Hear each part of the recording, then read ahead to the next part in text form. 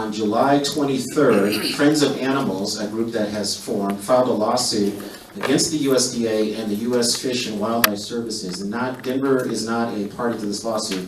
And the crux of that lawsuit is that there was not an analysis of the possible implications of processing that meat and giving it to people to eat, which is ultimately what happened, given to various relief organizations. So that's the timeline. So I'm going to just quickly introduce our guests here. Scott Gilmore, if you raise your hand, is the Deputy Executive Director of the Denver Parks and Planning, Denver Parks and Planning. The Denver Park System consists of over 260 urban parks of over 6,000 acres in the city and the Denver Parks Mountain System, and which is made up of 22 parks and 24 conservation areas, so 14,000 acres total, and 2 bison herds. He is responsible for creating and maintaining high-quality, safe public spaces that the citizens and visitors of Denver can enjoy daily.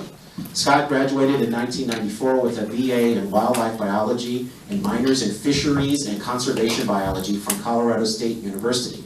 He was recruited by the Colorado Parks and Wildlife Department to help create a small urban fishing program in Denver that would introduce urban youth to the joys of fishing and conservation. That program quickly grew into a statewide angler education program that on a yearly basis taught thousands of individuals the skills to be successful at fishing in Colorado. In 2004, this program was recognized by the Freshwater Fishing Hall of Fame as having done one of the most innovative and successful urban fishing programs in the nation. In 1996, Scott and his wife co-founded the nonprofit organization Environmental Learning for Kids. Through fun educational experiences such as fishing, hiking, and camping, urban youth are inspired to become responsible, engaged citizens and stewards to Colorado's natural resources. Please show some love for Mr. Gilmore. Also joining us tonight is Dr. Carole Woodall, and she is an animal activist and founding member of the Canada Geese Protection Colorado group. She is also Associate Professor of Modern Middle East History in the History Department and the Women's and Ethnic Studies program at University of Colorado at Colorado Springs. She is a research affiliate and co-curator of the Made in Middle East film series at the Center for Middle East Studies at University of Denver. Her research, which has appeared in academic journals and books, focuses on transnationalism, popular culture, and the urban environment in interwar Istanbul. She's currently writing her first book, The Decadent Modern, Cocaine, Jazz, and the Charleston 1920s Istanbul. And she's also part of a Turkish, I can't wait for that one. She's also part of a Turkish-U.S. collaborative transmedia documentary project based on her work on early jazz in Istanbul. Please show some love for Dr. Woodall.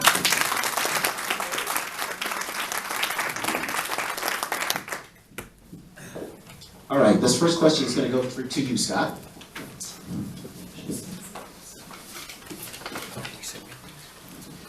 So how would you explain the Goose Management Plan's written statement saying extermination is not viable when a contract had already been executed and the permit to kill geese was issued the same month as the Goose Management Plan that stated this? And again, about 3 minutes. Okay, thank you guys, everybody, for being here. I really appreciate being here and just talking to everybody about this issue. Just to be clear, extermination is not viable. We are not trying to get rid of all the geese in the city. It would be physically impossible to get rid of all the geese. Right now we have approximately, at the start of the year, we had approximately 5,000 resident geese in our city. If you think about it, people have brought up the point that, oh, well, they're protected under the Migratory Bird Species Act. Well, yes, they are, but these are resident geese now. They are not migrating. They have lost their natural ability to migrate back and forth like they should be. So, we were never trying to eliminate all the geese. If you think about this, Wash Park is 180 acres. Washington Park had over 200 nesting pair of geese. Look at the Rocky Mountain Arsenal National Wildlife Refuge. I live directly, basically adjacent to it. 7 square miles of ecosystem, prairie ecosystem, have 0 resident geese living there and only about 10 nesting pair that move in and out. They are naturally moving in and out of that ecosystem. We are the issue. People are the issue because we built parks, especially parks like Wash Park, to actually mimic European parks that came from Europe. And so now we are stuck with trying to modify parks to try to make sure that the geese don't feel like they're just like plopping down and being at home all the time. We need to modify the lake edges. Like we've done it, we've been working on that at Grassmere. All the things people are asking us to do, we are doing those things. So we're trying to make sure that we're, incorporating the non-lethal management tactics to try to make sure we keep the populations at a level that are sustainable. So I think that's it. Okay, good. Carole, did you want to respond to that very quickly? I do actually. Is this too loud? Can I just ask about the volume? Is it too loud? It's fine. Okay. So first of all, I also would like to thank the Multicultural Mosaic Foundation for sponsoring this event. I would also like to thank Adrian Miller and also Scott Gilmore. It's really a pleasure, I think, for a lot of us. I say that it's nice that we can finally speak to you about this matter, so thank you very much. So in terms of this timeline, you ended up talking about the extermination. I think the issue that we're trying to understand, Mr. Gilmore, is when we think about the Goose Management Plan, it's actually published in June of 2019. Okay, the timeline is that the contract to kill the geese was put into place in 2018, the contract, between the city as well as USDA, U.S. Wildlife Services. Then it was held until the mayor and city council were re-elected in May 2019. I'm just sort of going over this chronology because it's actually really vital in understanding the issue, I think, and the rest of the group. So the Goose Management Plan stating that killing the geese was not viable happened to be dated June 2019. And the kill permit that we're referring to is the depredation permit, and that is an expression after the contract. So in terms of the Migratory Bird Treaty Act that was mentioned, in order for a protected status of bird, and in this respect, the Canada geese, in order for any kind of lethal elimination to take place, it has to draw upon a federal agency. And so in order for that to take place, the depredation permit actually goes into effect June 5th of 2019. And what I have been trying to understand is the logic between the timeline of when the Goose Management Program, the current one, which is supposed to oversee the current culling that just took place, ended up being published mere days before the actual depredation permit went into effect. You want to respond to that real quick? Sure. So the plan, the updated plan, the 2019 plan, actually has been a plan that's been in place for quite a few years, since back in 2017 was when we published the first plan. And so we have modified this. This isn't a black and white plan. It is a living document that we do have modifications. I've met with community members back all the way to 2017. You talk to members from Wash Park, actually, that I've met with, and they will tell you, I did not support lethal control of geese and you speaking to Steve Spurn. Do that though, knowing that we have not been able to make a sizable,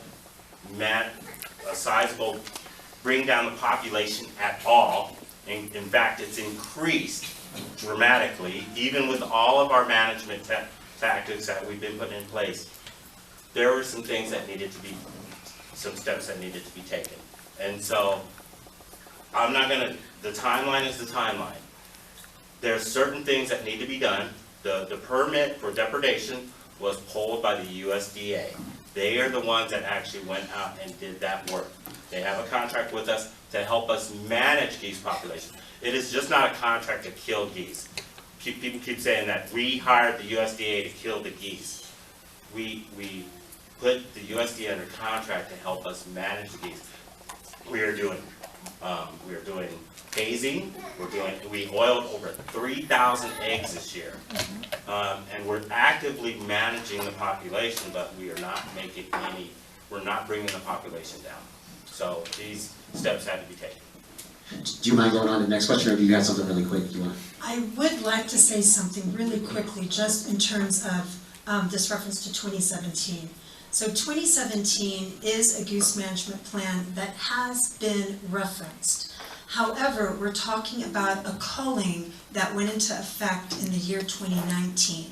According to the Goose Management Program, page 13 under public support, according to DPR's policy on public engagement, communication, and notification, as well as in the contract itself, it states, quote, this is from PCAN, to ensure that public input and the dissemination of information is a top priority, and to encourage participation and to work collaboratively with our constituents, meaning before something as drastic as the extermination of the Canada geese population that was designated for these 4 parks, Wash Park, City Park, Garfield Park, and Sloan's Lake, necessitates, according to your own policy, that there must be some kind of interaction and communication with the public at large, recognizing that a culling of the geese would give rise to public criticism. It is acknowledged in all of your policies. All right, I want to go on to the second question. This is for you. So there are a number of people who really are just, they don't like goose poop. Yeah. And so they wanted the geese killed. I mean, what's your response to that? First of all, nobody likes a lot of goose poop, right? Nobody likes a lot of goose poop. I mean, something, as you ended up mentioning, is that the idea of these parks is somehow sort of implied to focus on human involvement, but it does not eliminate the fact that wildlife also inhabit and use the spaces as well. But there are still alternatives to killing entire populations of geese in our parks. We've communicated with people who wanted the goose poop dealt with, and you ended up mentioning Mr. Spurn. Mr. Spurn is an individual who you referenced, and he was, or is, a part of Wash Park East, an association and a group that was actually really calling upon Denver Parks and Recs to focus on a vigorous treatment directed towards the goose population, which actually gives rise to a question. Okay, there are different alternatives that can be used, and that is cleaning the parks. So one of the questions is precisely, what is the maintenance and facility record? That's one thing that we would sort of basically like to look at. But there's also sort of a common ground in terms of how we end up investing our tax dollars. Do we invest our tax dollars in terms of killing the geese? Or do we invest our tax dollars for cleaning machines and the staff time to clean the parks? So there is a common sense set of solutions, and that was actually discussed with Mr. Spurn, who I met with on Wednesday, and he would have liked to have been here, but could not. So I think there's a different way that we could actually address the issue of the goose poop. That would be a good compromise for all individuals involved and still protect the sanctity of our Canada geese population. Thank you. So, goose poop. It's a big deal. People do complain a lot about goose poop, but there's a lot of other issues that tie to goose poop too, because you have E. coli, you have avian botulism, you have the nutrient level that gets in the lakes, that because of the amount of goose poop. Think of this, a goose poops a pound a day. 5,000 geese in Denver, that's a low estimate. In the winter, you've got probably 50 to 60,000 geese, so just let's go with 5. 5,000 geese in the city, 1 pound of poop a day, that's 5,000 pounds of poop a day, times 7 days, that's 35,000 pounds of poop a week, times 4 weeks, you've got 140,000 pounds of poop a month, times that by the 12 months, and then actually you gotta do it exponentially, because then we have the migratory birds that come in. We have over a million pounds of poop. You can't just pick up all that poop. We did speak to Boulder. I know we spoke to Boulder about their poop machine that they pick up at just one place, Boulder Reservoir. They don't know, they just started this. They don't know what to do with all the poop that they picked up. And it is not a solution, because now they've got a bunch of poop sitting there, and they still have all the geese. The geese are all still there pooping and pooping and pooping. So you've got places like Wash Park, where we're already dealing with issues with E. coli and botulism and all these things in the lake. Then you're adding all this nutrient load into the lake. It's really causing some other issues. So and I'll speak to something else, but I just wanted to throw those numbers out there. All right, thank you. Did you want to respond? I would. You actually mentioned 3 points. You mentioned the algae blooms, you also mentioned E. coli, but I think sort of in keeping in line with the conversation, I want to focus on these tow and collect machines. And then maybe there's ways in which I can sort of do a rebuttal at a different time. So the City of Boulder does use 2 tow and collect machines to clean goose poop from reservoir beaches. And they're basically towed by an all-terrain vehicle or a small cart. We want to spend the $150,000 on 4 machines and staffing. And the numbers work. 4 machines cost $35,000. This leaves $115,000 for staffing. $21 per hour equates to 5,500 hours of staff time to clean the parks. The total acreage for the 4 parks designated in Denver equals 708 acres. These machines clean 1 acre in a half hour. So it would take 350 hours to clean all 4 parks. And all 4 main Denver parks could be cleaned 15 times using this budget. More if we got grants for the equipment. Now this is an important thing. In addition, Vicki Vargas Madrid says in a September 5th email, she's also a program manager and she works with Scott Gilmore, quote from the email, "Boulder is having a problem with what to do with the large piles of goose poop," which you just mentioned, like there's a hell of a lot of poop. But this is not true. We ended up interviewing Denise White from Boulder Parks PR yesterday, and she said, quote, "The program is working so well that we bought a second machine. Some poop is being composted for fertilizer. The machine bags the poop as it is collected, so the rest is thrown away." So they are actually able to manage their goose poop. The thing is that it's managed critically and over time, effectively and efficiently. Still doesn't solve the problem of the geese. The geese are still out there pooping and pooping and pooping. What's happened is we have a population of geese across the United States. We just had an international conference in Denver. Over 1,000 park professionals came to Denver for the Greater and Greener Conference. And I actually did a workshop because of this issue was going on. And it was the best, probably one of the best attended workshops. It was at the last minute. We had about 40 people at that workshop. And to the one person, to every person, they were like, "Thank you for taking the steps to do this." Because this is an issue that is not just in Denver, it's across the country, it's across the continent.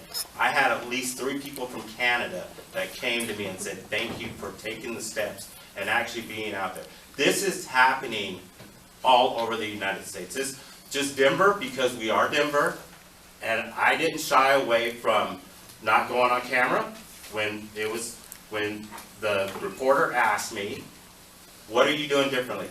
I told him. I was very honest with him. Went out that same day, went out and talked to every single news station in Wash Park. Think about this. When they found out and we went out to Wash Park and we actually did the story and it broke in Denver Right, and then all the media picked up, Wash Park had been cleaned for 2 weeks. Wash Park, the geese had been removed for 2 weeks. We did not get one call from one person until it broke on the news on Denver Right. And so I did not receive one call. That's the facts that I have, so. Thank you. I'm going to take moderator's prerogative here. I hope that all this discussion of poop has not killed your appetite. There's plenty of great food in the back, so please, Do I have time for a response? Really quick. Really quickly? Real quick. Okay, just in terms of your last point, in terms of referencing how the story ended up breaking in Denver, it still goes to the fact that according to your policies, it requires that the public be informed. The public be informed as opposed to surprised and outraged by what was taking place, by the gradual and then overtly visible note of the geese had been disappeared without anyone knowing. And when I say anyone, yes, there might have been some individuals that were aware of it, you were aware of it, but the rest of us weren't aware of it. And so that veil of secrecy is something that is most concerning, and we're outraged by it. Now, you can rebut now, and there's a question a little bit later that goes to this if you want to wait. Okay. So- No, Oh, Scott, okay. yeah, you. Okay, so the policy she brought up, pecan, is really based on projects that we do in the parks. It's when we build a playground, when we do a restoration or rebuild of a park, when we do certain projects, we go out and do public meetings. This was a project, a wildlife management project that we made decisions as the head of the Parks Department. I have to make very tough decisions. I think people think that this was like easy for me to do. I did not go to college at CSU, become a wildlife biologist, work and teach kids about the environment for 20 years, for my legacy to be, he's the guy that killed all the geese. That's not what I want, but our parks are out of balance, and I had to take some steps to get our parks back into balance. So, that's all I got. All right. So the next question is for you, Scott. What's the 5-year plan for urban wildlife and Denver parks, and what kind of stakeholder involvement was initiated in the formation of that plan? Okay, so right now we actually just approved our 20-year plan for our Parks Department, the game plan for a healthy city, and it is based on 4 tenets: every drop, every person, every dollar, and uniquely Denver. And so what we've done is it was a 2-year process, thousands of hours of public engagement. It took 2 years to put this plan together. It is one of the parts of the Denver Right Plan, which is actually, there's a transportation plan, there's a mobility plan, and then there's the Parks and Rec plan. There are parts in there that talk about how we will modify our parks to be more sustainable, to actually move to where our parks will be designed to try to eliminate and alleviate our parks being overrun by geese and other species. We should not be managing our parks for one species. Our parks should be very diverse, and so geese are a very aggressive species. And they actually have taken over a lot of our parks, and they have excluded a lot of other species that can take up space in our parks. So actually trying to, that's why I was saying we're trying to get our parks back into balance, because the geese actually have, because of the sheer numbers of geese in our parks, they have actually excluded other species in our parks. I would love to say something. Okay, first of all, in terms of this 5-year plan, I would hope that any 5-year plan would involve and include public participation and comment, as stated in the Goose Management Plan of 2019. I would hope, right? But I want to talk about this argument that has been perpetuated around the idea of aggressive geese. Denver Parks repeatedly has said that geese were attacking people. Wildlife manager Vicky Vargas Madrid said again in this September 5th email to us that one of the reasons geese were culled was because of, quote, human-wildlife conflicts and aggressive interactions between the public and nesting geese. We researched goose attacks through the Colorado Open Records Act, and the results are there was one reported instance of a goose attack in the last 5 years, and it happened on private property, not in a park. So that hardly constitutes a threat to the public. So, were you talking about aggressive towards humans or other animal species? Just talking about geese are an aggressive species, and they can exclude other wildlife species in the parks. That's what I was speaking to. I wasn't speaking about being aggressive toward people. They can be aggressive when they're nesting, and so that is a known fact. So. Well, we could also say sort of aggressive in terms of when they're nesting is also a common sort of state of defense. They're defending their eggs, they're defending their goslings, correct? However, if we actually look at the depredation permit that is overriding, right, some of the logic behind the reasons given for the culling of the geese, part of that basically states, okay, one is nuisance. Geese cannot be culled if they are viewed as a nuisance. The idea of the geese poop, that actually can be directly correlated to the idea of being a nuisance. In terms of aggression, per the depredation permit.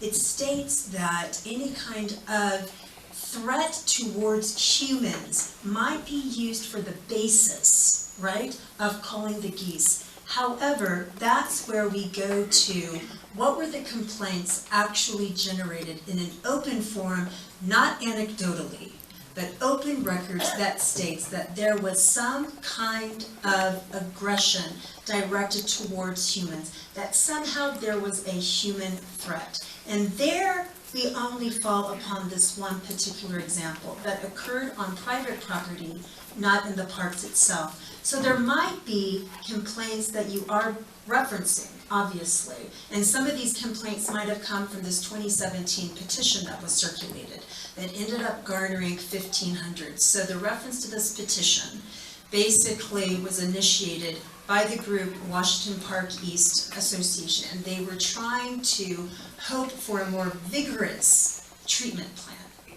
directed towards the geese.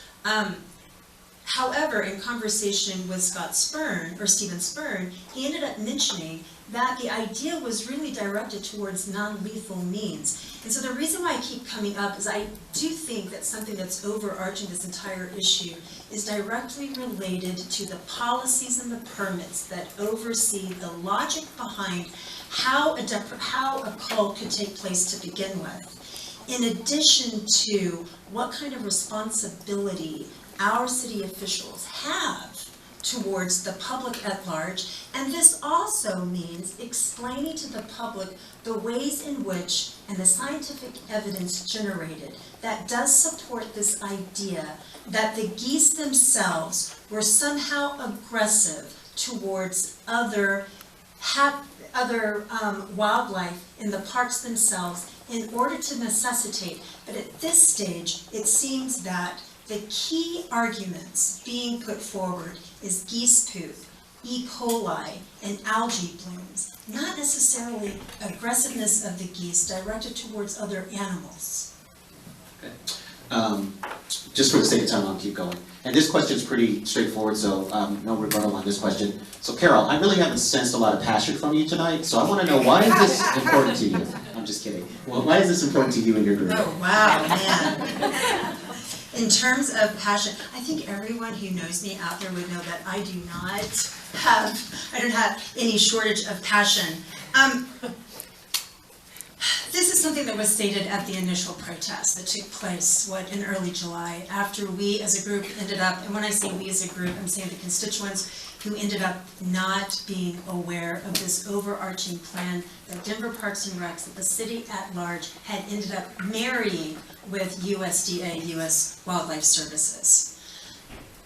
And what I ended up saying then is still what I end up saying now. It is not just about what was done, but it's how it was done. Through this veil of secrecy, I ended up mentioning at that protest, and I have mentioned it in other forums, the need for transparency and accountability. Now, transparency is actually really, really important, because transparency actually establishes policy, right? And policy is necessary to protect people without power. And in this instance, the people without power could also reference sentient populations, i.e. Canada geese, animals that do not have a voice. But in addition to that, people without power also happen to be us, the residents of this city, by not knowing what our government officials with our tax-paying dollars were doing with it. This is why, and we would like to have clarification. We want to be able to know, moving forward, that we can hold our city officials accountable to the policies overseeing these kinds of, as stated in the Goose Management program. There is an acknowledgement that this issue would engender public criticism. That was a foregone conclusion, right? Right, exactly.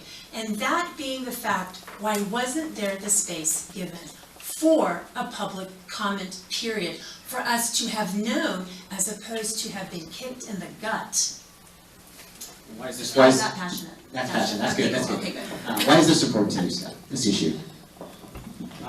Because I am in charge of managing the park system, and I am tasked making sure that the parks are clean and safe for all people. The geese population is just out of balance, and I'm just trying to put some balance back into our parks. I've tried to give that number. Think about it. 7 square miles, 10 nesting pair of geese. 7 square miles, 180 acres, over 200 nesting pairs. Nature is out of balance in our parks. I have a response. Okay, well, I have a question for you. Can I respond Yeah, really quickly. Please. Really quickly, okay. The issue goes to certain voices seem to be privileged and others are not being privileged. So this is a direct violation of what is stated in your goose management policy outright. And it's under the notion of fear of attack. That's what I'm hearing. It's the implication that there's going to be fear of attack directed towards your staff.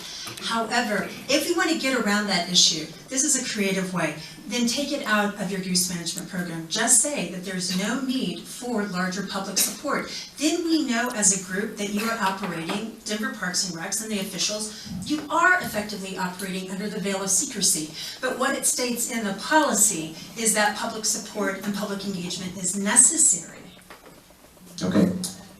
Did you want to respond to that? Good. Okay. All right. So, here's a question for you, Carole. It seems to me that no one wants to exterminate or eliminate geese, but control overpopulation. Last winter, a goose got frozen in the ice on Sloan's Lake, and it took her 2 days to die. Why didn't we think that humane killing is a gentler way? P.S. Clearly, these geese are not migratory. Can you repeat that question? Sure. It says, I think the person says, it seems to me that no one wants to exterminate, eliminate geese, but control overpopulation. Last winter, a goose got frozen in the lake at Sloan's Lake, and it took her 2 days to die. Why don't we think that humane killing is a gentler way? Clearly, these geese are not migratory. So I think the question is, like, if nobody wants to, it's all about overpopulation. So I think it's like several issues. One is around humane methods. Humane methods and overpopulation. One is humane methods. One is also in terms of overpopulation, but it's also speaking to a third issue, and that's sort of resident versus migratory. Yeah. It sort of is. I think it goes back to. Okay. So I think it goes back to what Scott said earlier, earlier in the discussion. Yeah. So I think, but what I'm also hearing is that watching a goose die is not considered as humane. Yeah, who asked this question? I didn't understand. I don't know if I'm phrasing this right. Could you just... The question is, I walk at Sloan's Lake every day. Okay. I am so grateful that there are not thousands of geese anymore. Last year, in the middle of the winter, a goose got frozen in the ice. It took her 2 days to die, floating around there on an ice. Is that really more humane to deal with geese that way? These are not migratory birds. They don't know how to deal with the winter. So what do? They get frozen in the ice. Okay. I mean, as far as I'm concerned, thank God for this program. Okay. Thank God for the program so we don't see geese floating around in the ice. Unfortunately, I'm sorry, but I don't actually understand the logic of that. Because it seems as though, on the one hand, I recognize you like the fact that the parks do not have as many geese, but what I'm also hearing is that you also took pain in watching the goose die on the lake? Right. Right, okay. So from the logical stance is it was more humane to have geese culled without individuals seeing the geese, as opposed to watching the goose die on the lake. Is that correct, ma'am? It has nothing to do with seeing. It has to do with how quickly can... If an animal isn't cut out to live in Denver in the middle of the winter, then it dies a miserable death. Otherwise, it might die a very quick death, which in my opinion is a lot more humane. Okay, that also I'm gonna try to answer this, and you might wanna step in here too, because I also think it speaks what I'm hearing, and I don't know if I can answer this effectively, but you're also talking about resident geese, correct? As opposed to migratory geese. Migratory would. So, real quick, I appreciate you being here, because to be honest, I didn't invite, I have hundreds of emails, like I said, of supporters. I didn't invite anybody. I actually wanted people that actually didn't support this program, because it gave me the chance of talking to you and trying to explain why we've made some of the decisions we've made. Your question is really it is two separate issues. We are culling non-resident geese, okay? But that goose might have been a migratory bird. We don't know, and it is nature, and it happens. Geese die. We have bald eagles that go to all of our lakes because geese die. We have fish that die on the edges. We have bald eagles in all of our parks. So it just might have been an unfortunate thing that happened to that goose. So, but thank you for being here. Don't we have organizations that you could? That do rescue? Yeah. At that point, that bird might have been just too far gone, and it might have been injured or something. You never know. It's nature. It's nature. So. Okay. Next question for Scott. What is the proof that geese have reduced diverse species in the parks? I mean, if you just go out and look in the parks, and you can actually see the lack of diversity. I'm looking at it from my standpoint, okay? This is my personal experience. Like I said, I got my start watching wildlife in City Park. I used to go to Duck Lake, which is actually where the heron rookery is. Heron rookery, then it was a cormorant rookery. When I started my career, before I even went to college, I would see lots of different waterfowl in those lakes. Wood ducks, widgeons, scops, shovelers, wide variety of waterfowl. You go out there now and you see a real lack of diversity of waterfowl in those parks. And that's just my personal opinion. We could probably look up and find some scientific stuff about somebody's done a study. They've done studies on everything. So you can, and when we look at studies, you guys can find studies, Carole can find studies that support their stance, or I can find studies that support my side. We can go look at studies nonstop. And so that is a personal observation of mine, of me being in the park all the time. Can I do a response? Yeah. I mean, even in terms of, you're talking about diversity. Okay, so this is anecdotally speaking, but there's also other organizations such as the Denver Field Ornithologists, such as other individuals who are actually out there counting the birds. So I think this also speaks to the question, is that we actually need to see the evidence. When you see diversity, it's also, I would assume that it's referred to as an elimination of a bird population, but we need to have some kind of evidence to support that. When we go to Wash Park, there might be a lone pelican or cormorants or mallard ducks.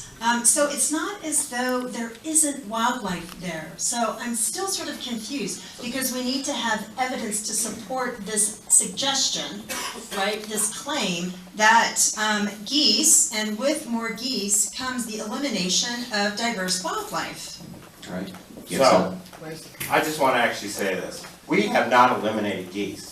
It just keeps coming up that we've eliminated geese in our city parks. We have not eliminated geese. You go out to City Park right now, and you'll see geese all over the park. We did not get all the geese. There's at least 60 geese in City Park. There's 60 or 70 geese in Washington Park. There are still geese in those parks. So to keep saying that we've eliminated the species is just, it's false. And we're not trying to eliminate any species. And we will manage the population. That's what we're doing. Okay, so how about if we say severe reduction of the geese population in City Park, Wash Park, and Swamp Lake? How if we go with maybe not elimination, even though that happens to be the wording in, right, the Goose Management Program. We say the wording is elimination is not. elimination, We say but that maybe is there not needs what we're to trying be, to do. no. However, it's still the wording in the Goose Management But Program, you're so taking it it out. recalls for clarification. Okay, so It's a let's- severe reduction. Yeah, let's, We're reducing the population to a more manageable number. Yes, Okay. we are. yeah, let's leave it at that. Last question for you, Carole. This is from my high school counselor, so I don't know if you want to take, you still want to take the Oh, I question? don't know. All right. Sandy Nearpass asks, do you believe that the outcome of the Goose Management Program would be different had the public been informed, as you point out they should have been? And if so, how? Okay, this is a really good question, high school counselor. Of course.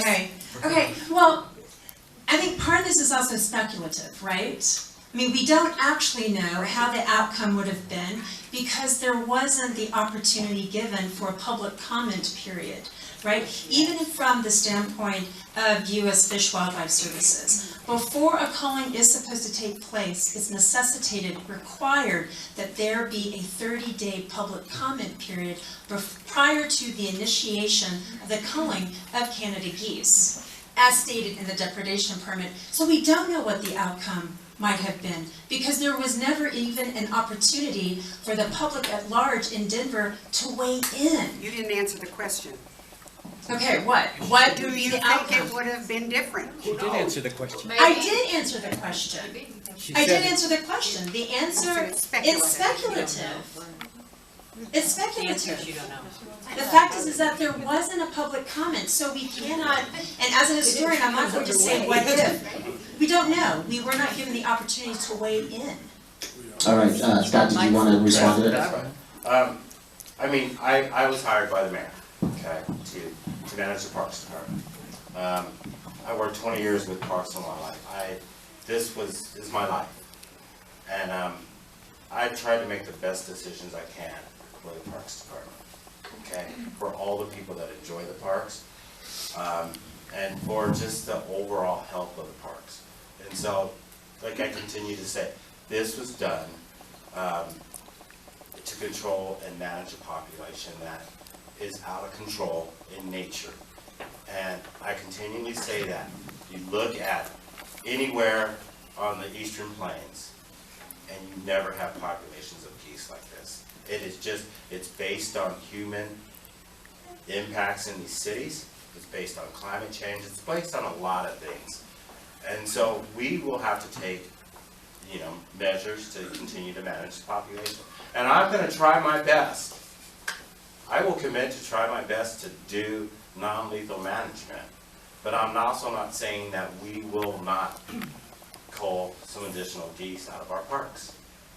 And I try to be as honest as I can when I come to these meetings. And I don't try to hide. And I try to put it out there. Okay? So that is where we're at right now. All right, thank you. I want to give you 3 minutes to just give kind of a closing wrap-up statement. Okay, so there's certain things that Mr. Gilmore ended up mentioning that is deserving of clarification. And granted, there's certain elements in terms of speculation that I can't necessarily speak to. But there is this issue that keeps going back to the idea of the geese as being the basis, one, for the increase of algae blooms, as he mentioned maybe 30 minutes ago, as well as the geese being very much directly related to E. coli. There are 2 things that keep being repeated, as well as being repeated by the media at large. But this is deceptive, and it's misleading, and it's inaccurately blaming the geese for the algae blooms as well as for the E. coli. Okay, as you just mentioned, yes, algae blooms, there is a global warming climate effect involved, and that's according to the EPA, but also according to Denver Environmental Health Report on water quality at Grassmere Lake. Wash Park has been sustained with reuse water since 2004, and the increase of algae blooms actually comes with high nutrient release from this reuse water. It's not necessarily, and it doesn't state in this report, any correlation to the geese themselves. Another point is E. coli. Denver Parks ends up blaming the geese for water contamination, as stated in the September 5th email that I referred to earlier. However, the Centers for Disease Control states that E. coli in water comes from multiple sources, right, including sewage flows, polluted stormwater runoff, agricultural runoff. According to Denver Department of Public Health and Environment 2018 Water Quality Report. It notes that E. coli levels in the South Platte River and Cherry Creek are essentially unchanged over the past 15 years. I wanted to say that because it's a point that needs to be clarified.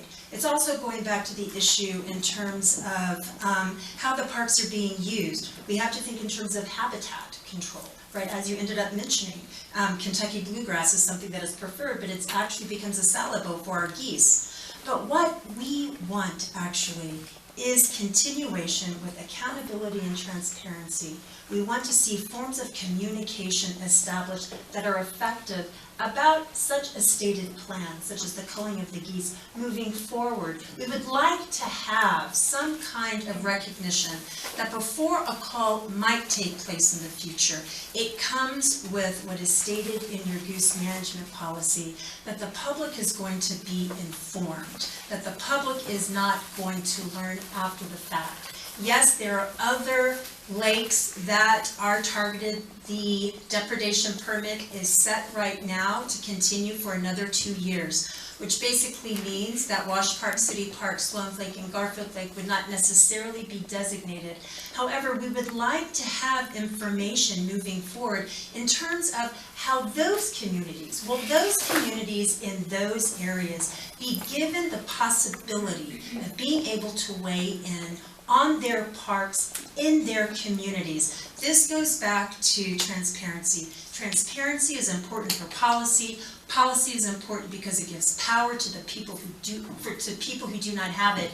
In other lakes that might be targeted for the next 2 years, I think it would be vital and important for those populations to be able to weigh in on what Denver Parks and Recs intends to do with their parks and their spaces. Because the parks that we're focused on are in gentrifying areas of predominantly a white population.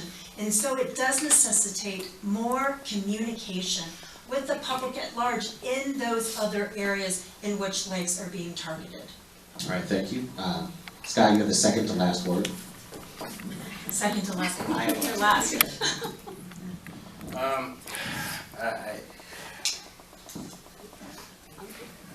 Just that last statement about gentrifying neighborhoods and stuff, I mean, I just have a real challenging time with, did you mean, I want you to clarify that. Oh, Can you I'd love to. Clarify that for me. What, gentrify? Well, Okay, I mean, what do you mean about managing wildlife? Okay, Managing so, the geese and so for gentrifying? example, if we just look at this one particular group, and this also came from a conversation that I had with Mr. Spurn. And Mr. Spurn ended up saying, well, you know, there's not going to be any more calls because there are no geese, or relatively fewer geese, right?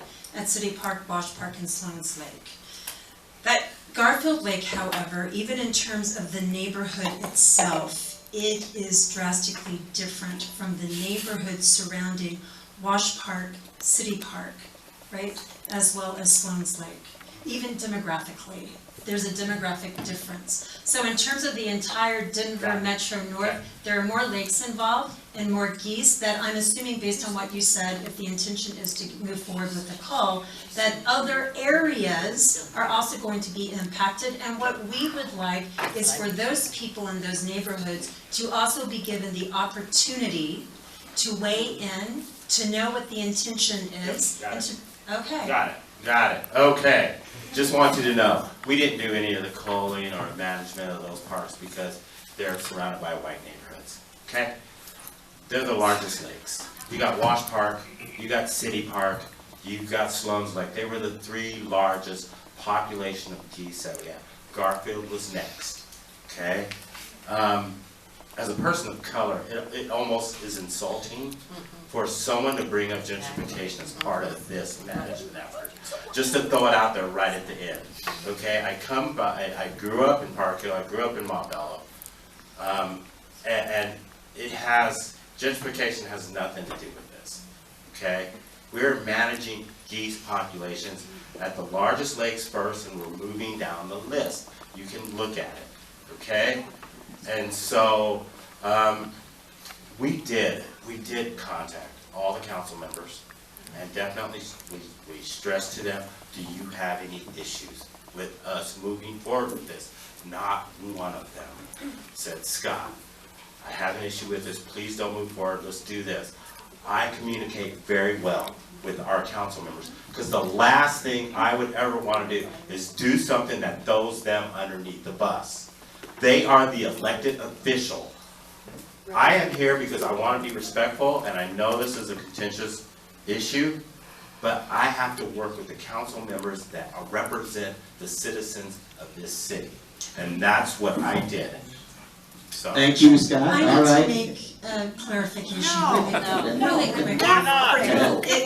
Why not? We Why just not? got here, I want to hear. Just go, what's the clarification? No, the thing is I'm still asking for individuals according to the Goose Management Program, individuals in other areas of the city in which geese are slated to be culled deserve a right for a public comment period.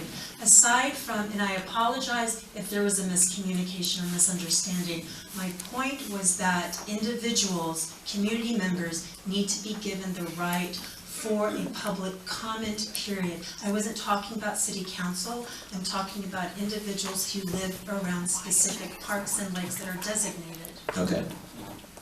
I will say this, I will work with the council members in those districts, and we will discuss this, and if they feel that they want to have a meeting, I will go to a meeting with them and discuss this. But I will be going to a meeting with Paul Cashman, with residents of his community. I don't have a problem with that. I've been talking to Paul Cashman about this issue for over 2 years now. And he has been a council member that has been pretty actively engaged in this. And he actually has, you know, we've discussed this issue a lot. So that is the process. You have elected officials in these neighborhoods. You can throw your head plan back. calls for public. Okay, we got that. Thank you. You got it. We were almost there. Okay, but go ahead, just finish your point. So that's what I've been doing. So everything's not perfect, okay? The plan's not perfect. Nothing's perfect in this world. And I will continue trying to do the best I can to be at meetings like this. If people ask me, I will do it. I don't have a problem with that, okay? But don't think that I'm going to come into a meeting and just tell you what you want to hear and then walk out. I won't be disrespectful like that. I will tell you what I need to say to be able to get my job done. And that's what I've done tonight, okay? All right, thank you. We're going to end it there. So, first of all, thank you.